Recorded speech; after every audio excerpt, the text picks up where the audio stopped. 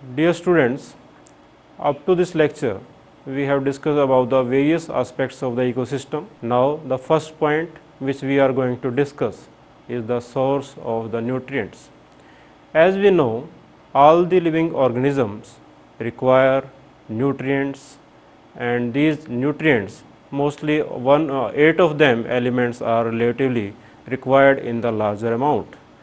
These nutrients include carbon, hydrogen, oxygen, nitrogen, sulfur, phosphorus, potassium and calcium. All these 8 elements, they can be called as the macro elements because they are required in the larger amount.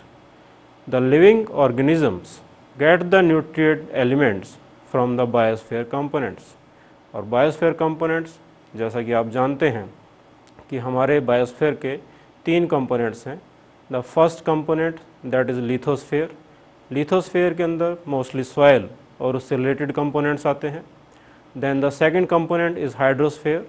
Hydrosphere is related to the water. And then the third component of biosphere that is of atmosphere. Atmosphere, as we all know, is the gaseous envelope around the earth. In the next slide, we are going to discuss about why these nutrients are recycled. As we have earlier discussed, and we have discussed about the law of thermodynamics also, we all know that matter is neither created or nor destroyed. पदार्थ को जो है ना तो हम उत्पन्न कर सकते हैं, ना उसे ख़त्म किया जा सकता है, सिर्फ हम उसे चेंज कर सकते हैं एक फॉर्म से दूसरी फॉर्म में. Chemicals can be change from the one form to the another form. So it must be clear that nutrient elements must have been used over and over again. क्योंकि nutrients जो हैं उनकी मात्रा हमारे atmosphere में, lithosphere में, hydrosphere में सभी जगह वो निश्चित मात्रा में हैं, और ये हमारे ऊपर निर्भर करता है कि हम उन सीमित साधनों का कितनी बार प्रयोग करते हैं और कितने अच्छे तरीके से उसका प्रयोग करते हैं. तो इस प्रकार से हमें अपना जीवन चक्र चलाने के लिए पूरे मटेरियल्स को भी रिसाइकल करना पड़ता है. So in other words we can say that elements are continuously recycled. The nutrient elements derived from the earth by the living organisms for use in their growth and metabolism are called as the biogeochemicals और biogenetic nutrients हम उसे कह सकते हैं. In next slide we are going to discuss about the biogeochemical cycle. What do you mean this biogeochemical cycle? इसको हम इस प्रकार से भी परिभाषित कर सकते हैं कि मटेरियल्स का साइकिल अर्थ के अंदर, एनवायरनमेंट के अंदर और जीवित जो समूह है उनके अंदर किस प्रकार से ये न्यूट्रिएंट्स मूव करते हैं, किस प्रकार से विचरण करते हैं, उसको हम बायोजियोकेमिकल के द्वारा समझ सकते हैं. The movement of nutrients elements through the living and the non living components in the biosphere और of any particular ecosystem is called biogeochemical cycle. We can say that it is the cycle of the matter. The term biogeochemical cycle indicates that we are talking about the chemicals, कि हम कुछ chemical पदार्थों के बारे में बात कर रहे हैं जो जीवन चक्र से गुजरते हैं और जिनका चक्र भूगर्भ से होता हुआ, एनवायरनमेंट से होता हुआ अपना एक चक्र पूरा करता है. तो this term indicates that chemicals circulate through life and through the earth again and again in the form of the cycle. So all the nutrient elements have to pass between the atmosphere, earth, water and the living components. So students, this is called as the biogeochemical cycles. The next slide shows you about the types of biogeochemical cycle. Biogeochemical cycles की कितनी प्रकार होती हैं ये इस slide के अंदर हम देखेंगे. बायोजियोकेमिकल साइकिल्स 2 प्रकार के होते हैं. फर्स्ट टाइप जो है that is called as gaseous biogeochemical cycles and the second type is called as the sedimentary biogeochemical cycle. Now we will discuss about the what is this gaseous cycle. In the gaseous cycle, the reservoir of the nutrients element is in the atmosphere. जो पोषक तत्व हैं उनका भंडार या तो air है, हवा है, एटमॉस्फेयर है, या पानी है। Water is also the reservoir of the element. The four most abundant elements in the living system is carbon, hydrogen, oxygen and nitrogen. हम सभी जानते हैं कि ये सभी एलिमेंट्स जो कार्बन, हाइड्रोजन, ऑक्सीजन और nitrogen, they are mostly gaseous cycle. Gaseous cycles are quick and they are relatively perfect system in that elements remain in circulation or cyclic pool, or they are more or less uniformly. The second type of cycle which we are going to discuss in the next slides are the sedimentary cycle. Sediments किसको बोलते हैं हम? Sediments पदार्थ जो किसी भी अर्थ के अंदर या पानी के अंदर नीचे बैठ जाते हैं और समय अनुसार वो चट्टानों में परिवर्तित हो जाते हैं।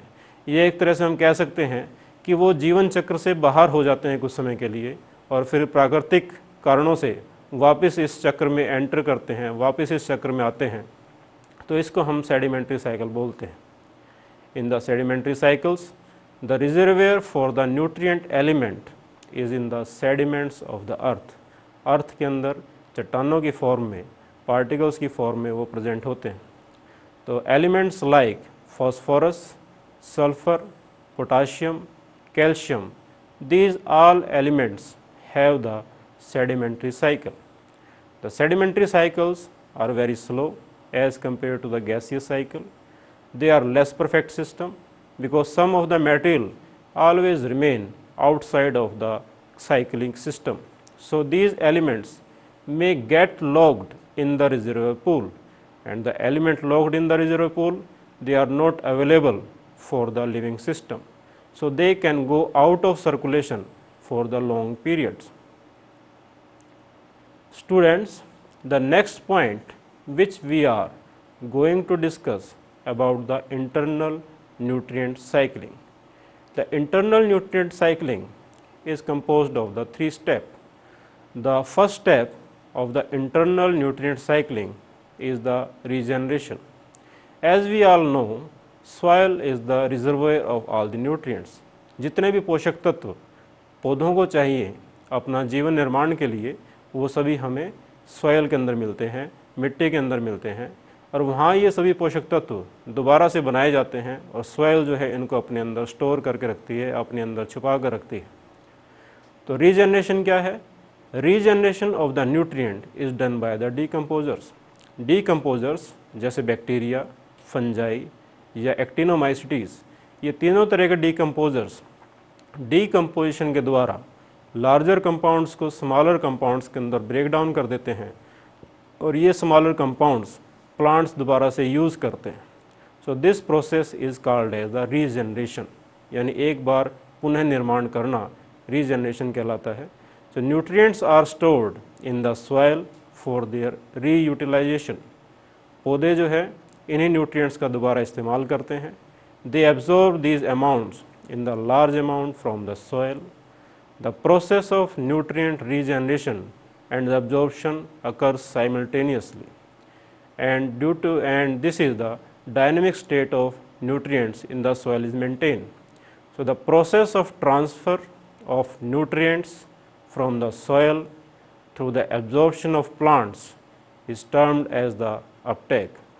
पौधों का पोषक तत्वों का अपने अंदर लेना, इसको क्या बोलते हैं हम? This is called as the uptake. During growth these absorbed nutrients are metabolically incorporated in the plants. Later fall of vegetation, animal remains, the fecal matter, these all substances form above the ground detritus. Dead plant roots which are called as the below ground detritus, क्योंकि वो ज़मीन के नीचे होते हैं, and they are acted upon by the decomposers. तो जितनी भी पत्तियाँ गिरती हैं, एनिमल्स जो के अवशेष जो बचते हैं और मैटर जो है उनको डीकम्पोजर्स जो ब्रेक डाउन करते हैं इनटू द स्मॉलर कंपाउंड. तो ये हम पिछली स्लाइड में पढ़ चुके हैं. ये पूरी प्रक्रिया क्या कहलाती है? इस पूरी प्रक्रिया को हम रीजनरेशन के नाम से जानते हैं। Now we will talk about the third step of the internal nutrient cycling, that is called as retention. What is the retention? Retention आप सिंपल शब्दों में समझ सकते हैं कि प्लांट्स ने कुछ पोषक तत्वों को एब्जॉर्ब किया, उसमें से कुछ तत्व दोबारा से रीजनरेशन में इस्तेमाल हुए और कुछ पोषक तत्व जो प्लांट ने है अपनी बॉडी के इस्तेमाल में, अपनी बॉडी फॉर्मेशन में, ऑर्गन फॉर्मेशन में, या आप कह सकते हैं एसिमिलेशन के अंदर उसका इस्तेमाल कर लिया। So when the uptake of the nutrient is more than the amount of nutrients recycled, कि जब अपटेक यानी पोषक तत्वों का एब्जॉर्ब करना बढ़ जाए और जो रिसाइकलिंग है मटेरियल की वो कम हो जाए, तो ये जो प्रोसेस है, this process is called as retention. A part of the uptake is retained in the standing crop.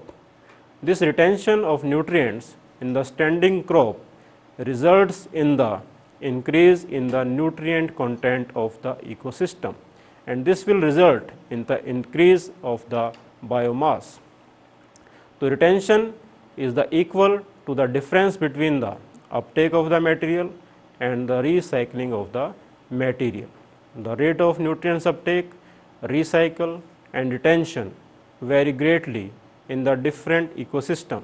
So that is why all the ecosystems are different.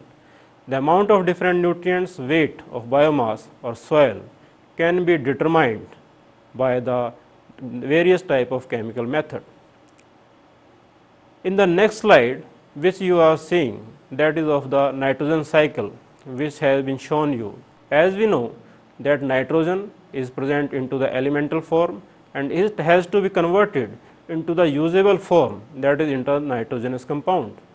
And after the conversion of the nitrogen into the nitrogenous compound like nitrates and nitrites, the nitrates and nitrites formation leads to the increase in the formation of solution, and plants can use these nitrogenous substance in the form of solution, and by this process they can make their own proteins, and from this plant level these substance, these nitrogenous substances will be transferred to the animals, and the animals will consume the food and they will assimilate the nitrogenous compound and form their body protein. So this whole process where the elemental nitrogen is converted into the usable form of nitrogen is called as the nitrification. In this whole cycle, another step is take place, that is called as ammonification, where ammonia is formed from the different organic substances. There is denitrification, जिसके अंदर जो nitrogenous compound हैं उन nitrogenous compound से nitrogen को वापस फिर environment के अंदर मिला दिया जाता है, तो that is called as denitrification, and there is nitrogen assimilation.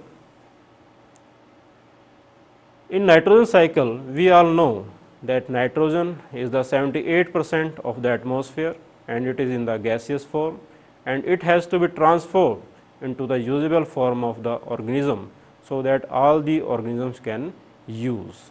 So the nitrogen fixing bacteria make ammonia from the nitrogen, and they may produce organic compounds with nitrogen, or they may produce it through the excretion. Some of the bacteria make nitrites and the nitrates, and some denitrifying bacteria convert the nitrates back into the nitrogen. Means the denitrification is the reversal of the nitrification.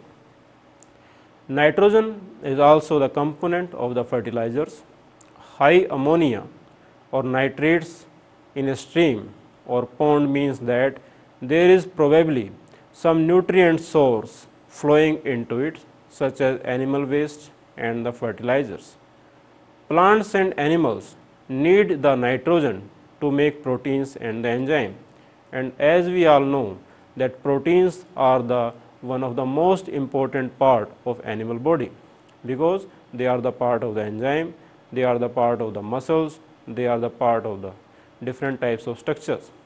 So the plant uptake inorganic nitrogen from the environment and build the protein molecules which are later eaten by the consumers.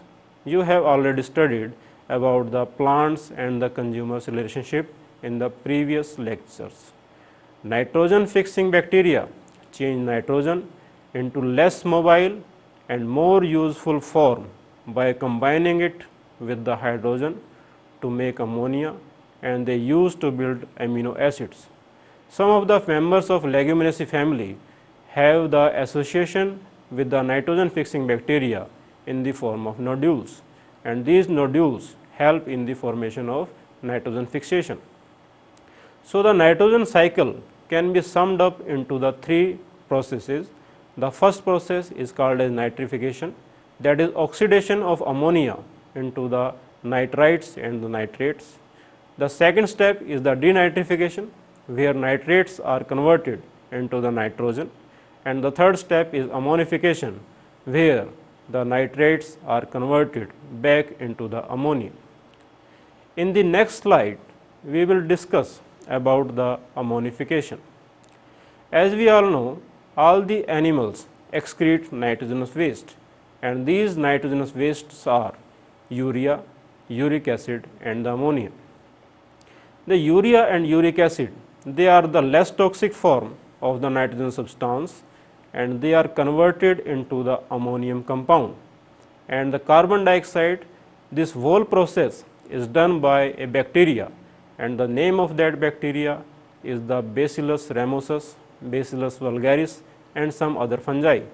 So, such bacteria which degrade the nitrogenous compound into the usable form of nitrogen, that is called as putrefying bacteria.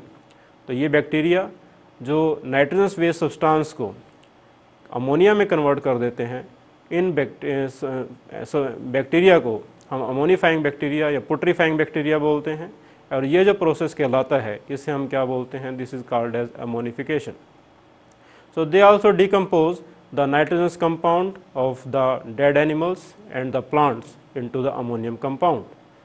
So, this process is called as ammonification. The next slide shows that how these atmospheric nitrogen is converted into the ammonia. Bacteria convert the elemental nitrogen or environmental nitrogen into the NH3 ammonia form. In the acid soil, this is converted into the ammonia. The next step in the nitrogen cycle is the nitrification. As we all know that most of the ammonium compounds formed by the putrefying bacteria or fungi are oxidized by the nitrate bacteria. The nitrate bacteria हैं वो ammonia को nitrites में convert कर देते हैं. Nitrosomonas और नाइट्रोसोकोकस, they are the example of this structure. These nitrites are further oxidized by the nitrate bacteria. जो nitrite बनी हैं उनको नाइट्रेट बैक्टीरिया जैसे नाइट्रोबैक्टर या नाइट्रोसिस्टिस या फंजाई जैसे पेनिसिलियम नाइट्रेट्स में कन्वर्ट कर देती है. नाइट्राइट्स और नाइट्रेट्स दोनों वाटर में सोलबल होते हैं और प्लांट्स जो है इनका आसानी से इस्तेमाल कर सकते हैं एब्जॉर्प्शन के द्वारा. So the process of nitrate formation is known as nitrification, and the bacteria responsible for it is called as the nitrifying bacteria. The next slide shows us about the process of nitrate assimilation. The plants absorb the nitrate ions and form vegetable proteins from them. This process is called as nitrate assimilation. You can say the ability of plants to form the proteins from the nitrogenous compound, that is called as assimilation. Plants also use ammonium ions to form the proteins. These nitrogenous substances are transferred to the animals, which convert these plants protein into the animal protein. The herbivorous animals may be taken by the carnivorous animal, which synthesize their own proteins from these herbivorous animals, and the nitrates of form are added to the soil and water, thus completing the cycle. The next step of the nitrogen cycle is the denitrification. Some ammonium compounds like nitrites and the nitrates, they are converted by certain bacteria and fungi into the molecular nitrogen. So, this process is the reversal of the nitrification. Nitrification के अंदर जो environment से nitrogen लेकर हमने nitrogen compound बनाए थे, denitrification के process के अंदर वही नाइट्रोजनस कंपाउंड नाइट्राइट्स और नाइट्रेट्स टूटकर उनसे नाइट्रोजन वापस वातावरण में मिल जाती है. So this nitrogen escapes into the atmosphere and is added to the water and it is lost from the cycle. So, this process is called as denitrification. The bacteria causing it known as the denitrifying bacteria. The process of denitrification occurs into the mud of fertile ponds, in small lakes, in the bogs, in the estuaries and the parts of the ocean floor. The bacteria responsible for are the Pseudomonas aeruginosa and other denitrifying bacteria are the Micrococcus denitrificans. The next slide shows about the non-biological nitrogen fixation.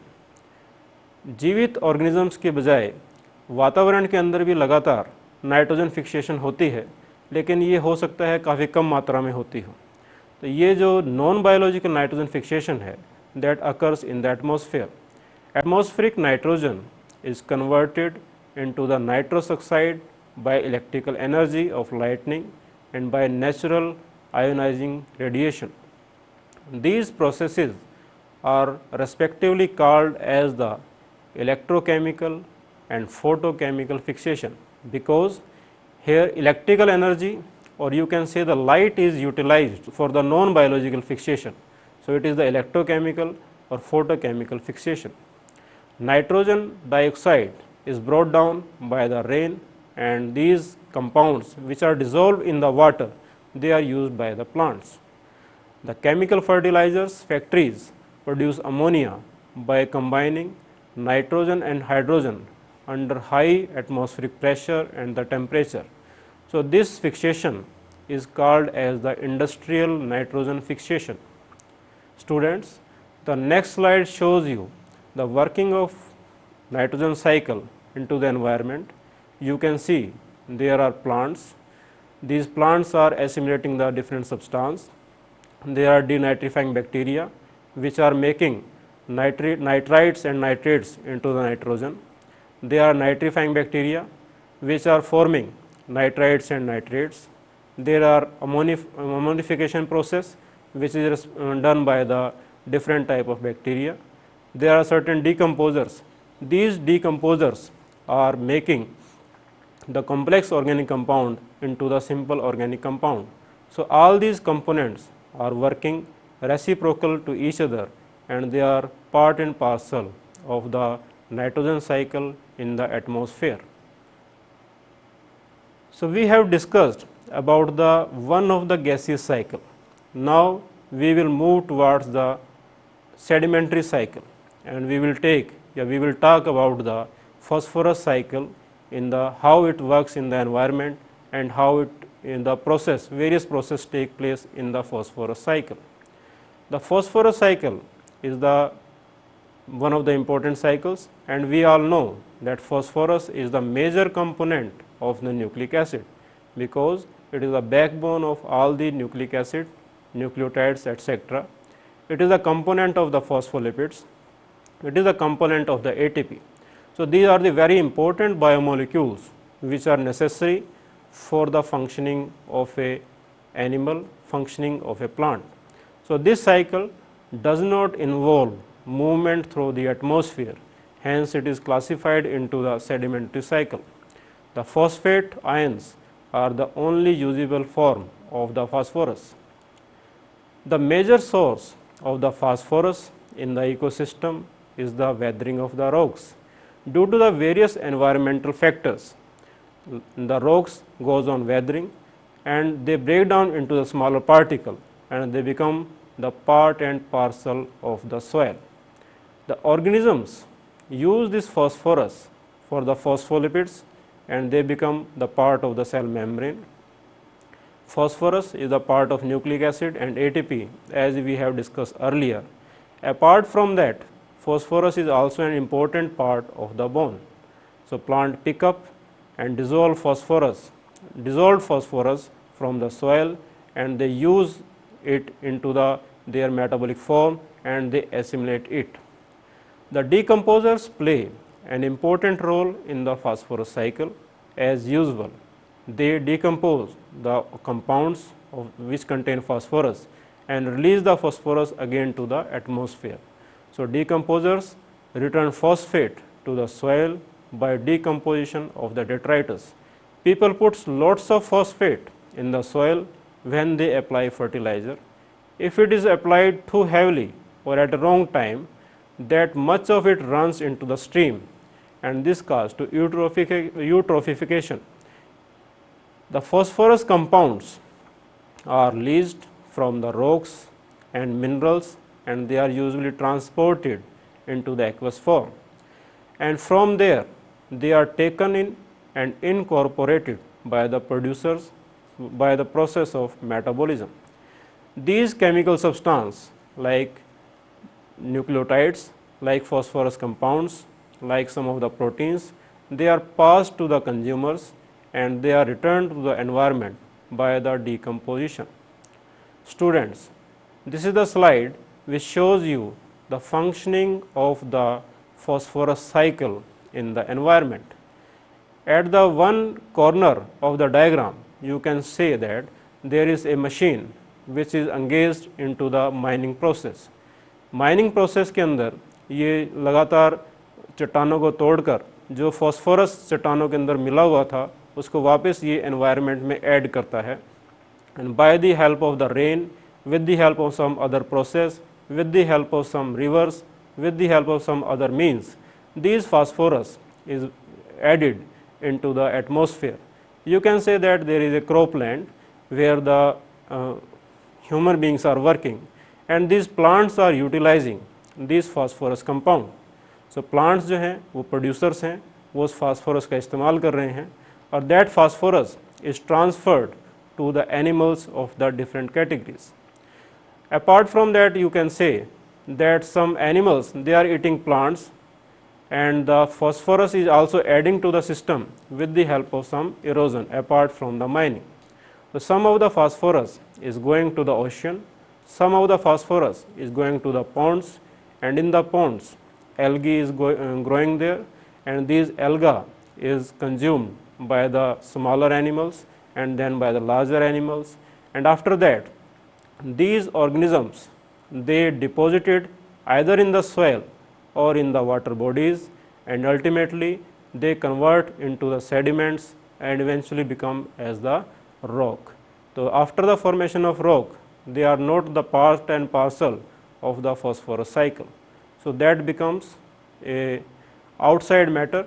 So, after some geographical upheavals or some geographical disturbance, these rocks will surface into the environment, and after that this gaseous cycle or water they will convert into the usable form.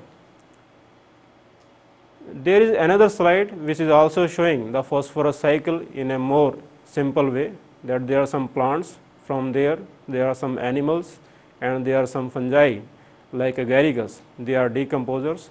So, they convert the usable form of phosphates and the decomposers convert that into the soil, and from there it is again converted into the plants, or you can say producers, and in the aquatic environment they will again convert into the sedimentary view. So, students, these are the two leading examples of the gaseous cycle as well as the sedimentary cycle. I hope you have understood that, and thank you.